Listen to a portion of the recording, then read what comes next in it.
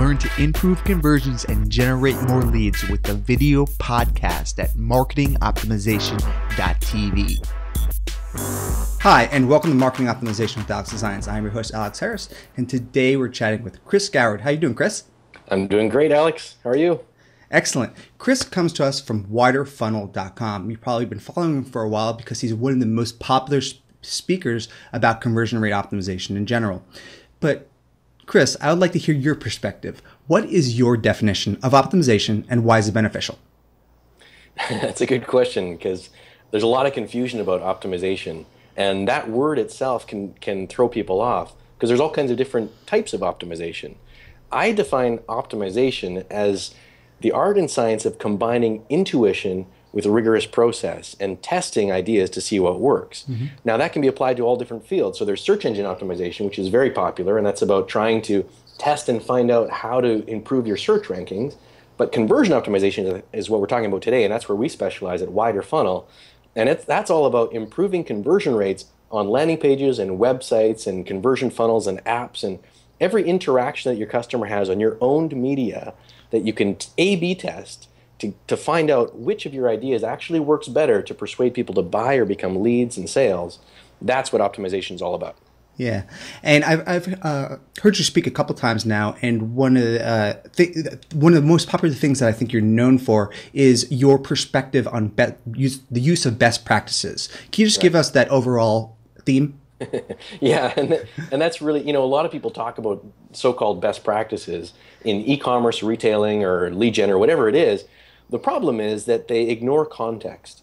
And in fact, most best practices don't work. Best practices suck in general because they mislead people and get people stuck on tactics when they should be thinking more in terms of patterns and frameworks.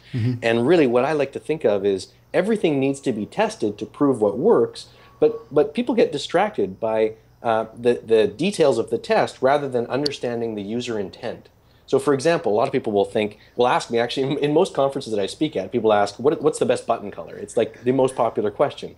And the problem is that it misses the point. If you run a test and you find that an orange button works better than a blue button, some people, the inexperienced marketer or optimizer, will say, oh, well, orange buttons obviously work better than blue buttons. But the point is totally different. It's that in that context, perhaps the button wasn't prominent enough and it was blue. And now what really needed was more prominence of the button. So now the smart optimizer will think, oh, well, that's an insight, potentially. Maybe I can test more on that and see if the call to action needs more prominence. Yeah, I love that perspective that you put right there. Once you know what's kind of working, that's your control to start building on top of that. That's where you really get that compound effect of improvements. Once you know it's winning, if you're able to compound on that and continuously scale over time. Exactly. Testing is about two things. One is making massive improvements, and the other is gaining insights into the audience that leads to even more improvements. Yeah, I mean, I know when I first started, I worked at a .com, and we were testing all the times, and people would read something online, and then my marketing guy would come and say, oh, we got to test this and that, and I definitely would test it all the time, and now it makes sense to me because it would work sometimes in some scenarios and it would work other times. It would not work in other scenarios. And I think what was missing was the discovery process, the research, the qualitative data that has become so important to, if you don't use qualitative data to build your insights, then you're kind of just guessing. Exactly. Yeah. And if you're testing the wrong way, then and not taking the proper insights from it, then you're really just shooting yourself in the foot. And it's a good first step. Testing is always the most important step to start. But now you got to test the right things and take the right insights out of it. Can you give us a brief overview of the framework that you guys follow at WiderFunnel as far as your optimization process? Yeah, we have several frameworks that we use for different purposes at WiderFunnel. So depending on the question we have to ask, usually there's two main questions in any optimization strategy. One is where to test, and that's where you need to pinpoint the test focus area. And the other is what to test. Once you figured out where to test, now what do you do with that? So generally the two frameworks we talk about out there are, to understand where to test is the PI framework, and really that's about prioritizing potential opportunities. And so PI basically means potential importance and ease of the test opportunity areas. So looking at the potential for improvement, of a page. So how bad is that page or that test area? The importance, how much revenue is it generating? How much is it costing you in terms of advertising dollars? And the ease of implementation. So that could be political or technical ease, right? And by ranking all of the test areas on those three factors, you can prioritize and make sure you're focusing your team's effort on the highest return on effort areas. And then so that's the pie framework that sort of underlies the strategy. And then to understand where to test, we have the lift model, and that's probably one of the most popular frameworks in conversion optimization right now. And that looks at the 6 conversion factors that impact conversion rates. Cool. Let's can you just give us a brief overview of those 6? Yeah, sure. So the lift model this is focused on what to test, right? So say you're looking at a page, there's traffic coming to the page, where they're coming from. Now the lift model shows that there are 6 factors that go on in that visitor's mind from their perspective when they're deciding on making that purchase. It's consciously or subconsciously. So the first is the value proposition. That's the vehicle that enables your conversion rate. And a lot of people have their own definition of value proposition, but I think of it as an equation that goes on in the prospect's mind between the perceived cost of taking action and the perceived benefits. And if the benefits outweigh the cost, they'll have motivation to act. Now, the rest of the factors simply either enhance or detract from that value proposition vehicle.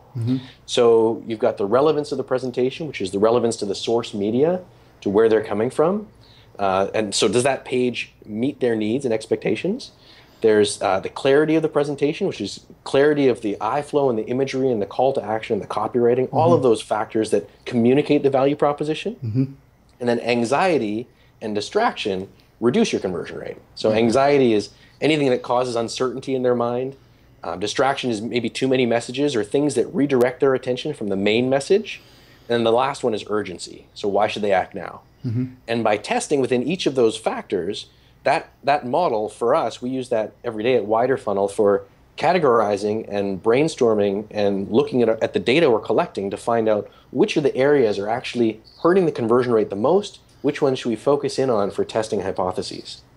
Yeah, I think it's an overall great summary of really figuring out where to test and then specifically what to test. So I tend to think a little bit literally, but it's where would be maybe looking at some of your top traffic pages, and then what would be on those pages, literally what they're actually doing, what the call to action is, maybe what the headline is. Am I kind of following that same pattern? Yeah. So the where is right. Top traffic pages are one of the inputs that help understand importance, which is the middle I and pie. And then there's also the potential and the ease, which we want to factor in as well. But all of those things together, help us to understand where to focus attention. Okay, good. So we have the where, the what. Now let's talk about the how. What typical tools does WiderFunnel use in-house? Well, there's so many tools now that make A/B testing possible, and the qualitative side. So, there's 2 main buckets of tools, right? The qualitative and the quantitative side. The qualitative is about surveys and understanding your audience, user testing, those types of things. And there's a variety of things there, from Qualaroo to usertesting.com for surveys and user testing. And then the quantitative side can be is analytics and A/B testing. Now, analytics we use for to understand how people are using the website right now. So we tend to sort of shove that a little bit more into the qualitative side of generating ideas and where to test. Right. And then when you're talking about A/B testing, that's where we focus on how to prove what works. Now, A/B testing technically is actually pretty simple. It's really just showing 2 different pages or 3 different or 5 different pages.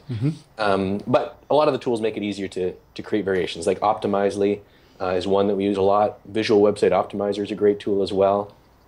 There's A/B Tasty out of France, Marketizator, Convert.com, and Adobe has their tool, and there's a bunch of them.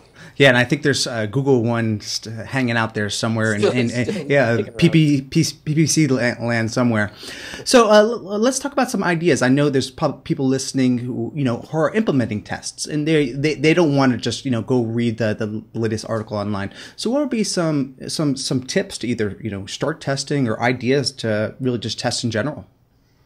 Well, what I always want to focus on and help people to understand is to think about their user's perspective and what are the barriers they're facing. So there are a whole bunch of tips and tricks that you can Google. And in fact, we've got a blog post with 31 top tips. If you Google WiderFunnel 31 conversion optimization tips, you'll definitely find it. And it's got a bunch of things to start with, headlines, buttons, all that kind of stuff. But the point of the article, actually, in addition to giving all those tips, is to point out that these tips really are not necessarily good for you. Because every situation is so unique, and what you need to think about is put yourself in their perspective. When a visitor arrives on this page, whether it's a category page or a product page, maybe it's a landing page, what questions are in their mind right now? What are they expecting to see? And what is the most important action you can take? If you can communicate that to them, then you've won the conversion game. But how to communicate that to them is the big question that remains to be answered, and that can only be understood through testing. And you would label kind of understanding that as like the voice of the customer, like getting inside the customer's mind and then kind of like defining that? Is that... Yeah, the voice of the customer is one component of qualitative understanding. Yeah. And that's really important. And usually what people define that as is taking qualitative data, surveys, and in-person focus groups, and getting an understanding of some sample customers. How do they refer to your product? And maybe that can give you some thoughts about how to talk about your product on your website. But that's just one component of generating ideas. Really, what we're thinking about is understanding through voice of customer and qualitative research, what are a whole bunch of possible ways, and then through testing, we really refine it and find out exactly what works, and then drill into, through multiple tests, get into the why behind it. Why do they actually respond that way? And we can do that by branching into different hypotheses about the motivational drivers behind their actions. That's a great segue, because that's what I really want to talk about, because now we figure out the pages to test, what to test on those specific pages. We figured out the the tools that we're going to use, what's in our conversion toolkit, and now let's go ahead and implement them. How long do you need a test to run? Just some of those basic overall fundamentals of CRO. Yeah. So the one difficulty of conversion optimization that is impossible to overcome is that you need traffic. You have to have traffic on your website to test. It's the only way that it works. And that can be discouraging for small websites, but there are things small websites can do to try and to improve that and get faster results. However, the bottom line is you need some traffic to get A/B test results. You want to aim for 95% statistical significance. That's the gold standard for testing to find out what really works. And to do that, how long that takes depends on a few factors. The amount of visitors you have, your conversion rate, and the difference in your conversion rate between the variations. Those are the three things that determine how long the test will run. So normally at WiderFunnel, we will plan our tests to run for between 2 to 3 weeks in market. And usually that'll take between 200 and 2,000 conversions per variation, depending on the difference in the conversion rate. Now, we're always trying to hit the ball out of the park and have huge conversion rate improvements, and sometimes tests will complete much faster. But sometimes we want to test minor things and it'll take a little bit longer. So that's kind of the ballpark area. And so we're usually testing on websites that have over 50,000 monthly visitors to get enough traffic to run a bunch of tests. Even more is better. Our ideal clients have over 500,000 or 1 million monthly visitors. I mean, those are a lot of fun to work on. Yeah. But it's still possible to do a lot of interesting tests on the slightly lower traffic websites. Yeah, it kind of brings me back to kind of the where. Once you're, in your quantitative data and looking at your Google Analytics, understanding the top traffic pages, especially with e-commerce, you're probably going to have this 80-20 rule where you're making 80% of your conversions or your revenue or your leads off of 20% of your pages. So, defining maybe what those, 5 to 10 specific pages are that are not your homepage. Obviously you want to optimize your homepage, but there's probably a lot more opportunities for revenue, especially in pay-per-click advertising. That's not the homepage. So, really, I think the point that I really want to come across to the listener is that if you just jump right to start testing, is that you are going to miss the you're leaving a lot of money on the table if you don't do the qualitative research with understanding the voice of the customer, with really setting up a hypothesis correctly, and if you can give us some suggestions on creating a hypothesis and then setting up tests, you're going to have bigger impact from your actual testing.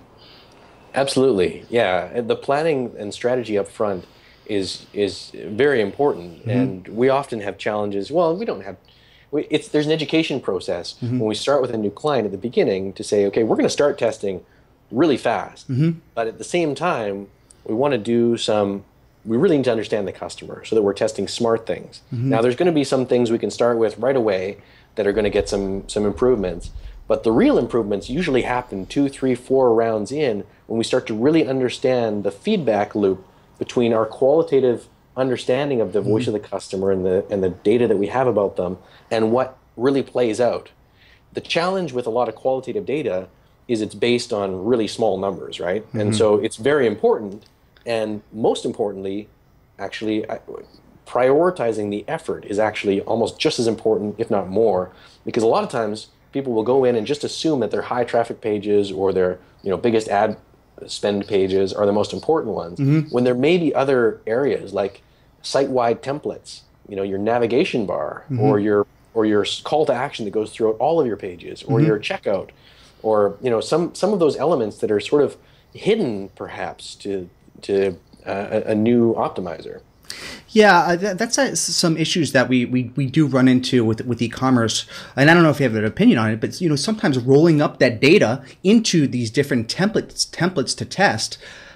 Sometimes the testing tools can be a little bit particular about trying to get as much data into one particular test. I don't know if you have any opinion on using Optimizer or VWO to roll up like item page templates to have bigger test runs. Yeah, it's true, and there are still severe limitations to the WYSIWYG testing tools, and in fact, they design them to be easy to use and easy to start with, and that's great. We actually end up just hand coding all of our test implementations anyway. So we use the variable component within the tools, but we don't use the WYSIWYG editors at all. We'll just go in and do DOM manipulation site-wide and pull in the jQuery and manipulate it that way. So we've got some kick-ass developers that really know what they're doing with that stuff. It's far beyond my pay scale, but they know what they're doing, and we've got a great team that implements that stuff, because the technical side can really hurt you if you don't have a strong team behind you to implement some of those ideas. Yeah, that's interesting. Yeah, that's actually an idea that's totally unrelated, but something that give me a great idea on how actually to set up one of my tests for sure. Now, I know the future of optimization, a lot of people are talking about, behavioral targeting, segmentation, all these different layers of more analytics, more data. Are you getting that granular in segmentation, channel, by person, by geolocation, what have you? Yeah, absolutely. But the thing that's interesting is that this is a cycle that goes on with marketers every year. Every couple of years, there's a new shiny object, right? Last year was big data, and now everyone's saying, "Oh, big data was overblown," and and there's all this. It's not, because it has its place, right? And it's a good concept. Behavioral targeting, segmentation, personalization, it's all in the same bucket. It's about how to understand the customer. And all of those components are about one aspect of the lift model. It's all about relevance, providing a relevant message to the right audience at the right time. That's what marketing's all about. Right. And so thinking beyond the tactics, we like to step back and say, okay, is segmentation the right strategy? Possibly. Of course, you want to segment your audience so you can give them the right message. How do you find the right message to give them? Well, there's a whole bunch of data. Is it relevant data though? Yeah. And a lot of times people are just running straight full bore into personalization, adding a whole bunch of personalization stuff, and not testing to find out if it's actually making a difference. They just assume that providing personalization will. But a lot of times we'll test and see if it does, and it's not worth the effort sometimes to maintain that. In some instances it really is, and that's where you want to focus. But unless you test with a control that has no personalization against different personalization models, you won't know for sure. And that's the right way to implement any segmentation or personalization or behavioral targeting, is to test different ways of doing it against no personalization control.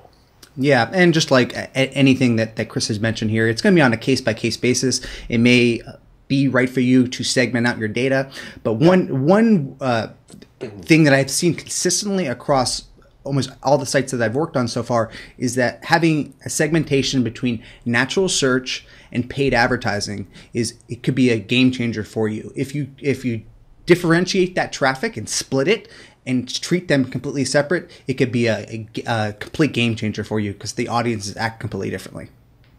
Yeah, absolutely. And again, it's about thinking about what's their intention. And geography can make a big difference too. New versus returning visitors, past purchasers, even purchase levels. If you can tie it into your database and see, what was their. It's back to the old days of.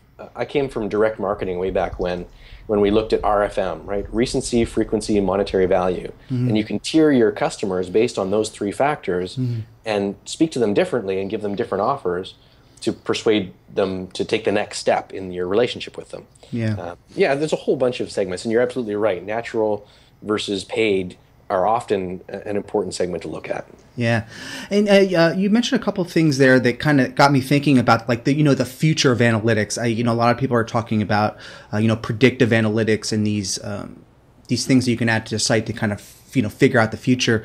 I haven't really seen it work yet in my perspective, but I have seen the ability to almost predict or anticipate what your hypothesis is going to be. Because if you're going through this process of collecting qualitative data, quantitative data, and putting together the right hypothesis, you should be able to predict the future outcomes of particular tests, whether they win or lose after a period of time. Well, so what you're getting at is creating, robust frameworks for creating hypotheses. Right, exactly. And once you've tested rounds of tests and have insights about the audience, now you should be able to say, okay, based on this insight that we've seen tested over several rounds, that tells us that if that's true, this test should win. Yeah. And if once you can start to predict that, you have a really good understanding of your audience and a robust model for predicting their behavior for sure. The problem is that a lot of people especially in Silicon Valley, get really excited about the potential for computers to understand people. And if there's anything I've learned, people are very difficult to predict. But in groups, they can be predictable. Right. And so people are going to be always needed to interpret the data that you're getting. The insights that you're getting need a smart marketing insight to be able to tie all of the pieces together. And models are best for making hypotheses. And then you need to understand if that's a smart hypothesis to test, and then validate it and put your brain power into understanding the insights. What are you actually learning from that? Because a computer will never tell you that. Yeah, no, absolutely. You're going to still need that human aspect, even if the computers start to take over the world. Cool. Well, let's tell the people a little bit about WiderFunnel, what you guys do there, and the services that you offer. Sure. So we focus on conversion optimization only for high traffic websites. So we think of it as marketing optimization. We're optimizing websites, mobile experiences, and apps for high traffic websites and creating their own playbook for what works best based on all of the data we're collecting from testing on thousands of websites. That's what we do. It's a full service agency, but focused on a very small niche. So we do strategy and hypotheses, design, copywriting, development, full implementation and results analysis and analytics, the full package basically, on a monthly retainer basis for those high traffic websites. Awesome, and you guys had some amazing success, some amazing clients, and I love the approach and the champion that you've become in the industry for sure. So let's tell people also a little bit about your book and how they can get it. Yeah, I wrote a book last year. It's called "You Should Test That" by the good folks at Wiley, and it's available on Amazon or youshouldtestthat.com. And there's a bunch of reviews and stuff like that there. It's $20 that basically gives you everything I knew up until last year, and it's gotten 5-star reviews, the highest reviews of any conversion optimization book so far. So I'm pretty proud of that, and people say it's a fun read too. So which for this topic is something I'm also proud of. Hey, you know, we're trying to make CRO sexy here. Cool. Well, to close out, what would be one thing that you would tell optimizers to do to, you know, really, you know, take their business or the conversion rates to that next level? Yeah, that's a good question. You know, conversion optimization is a complex business. It's hard to nail down one thing, but here, I'll give you two, okay? Great. The first one is read more. And someone smart once told me that you can become the best expert in the world on any topic by reading an hour a day on that topic. And it's surprising how few people do that. And I would encourage you in any field, including conversion optimization, read an hour a day on the topic, and you will, within a year, become an expert in the field. The other is, within an organization, get in the habit of driving people insane by saying, every time they have a good idea, saying, you know what, that's a great idea, we should test that. And just creating that habit of responding by saying, great idea, let's test that. You should test that. We should test that. You will start to create and become a champion within the organization of creating that culture of ongoing improvement. And that's really what it's all about, is having the culture of scientific marketing and testing to see what really works.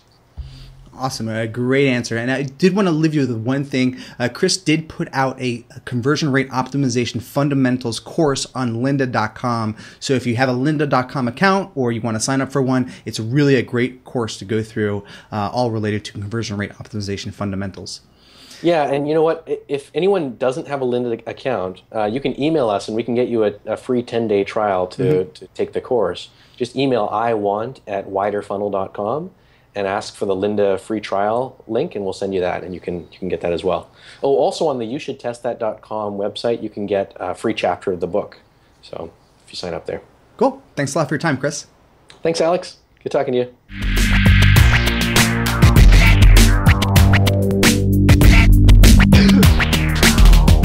Thank you for watching the Marketing Optimization Podcast with Alex Designs. Please remember to subscribe to all of the videos in my YouTube channel. Thank you.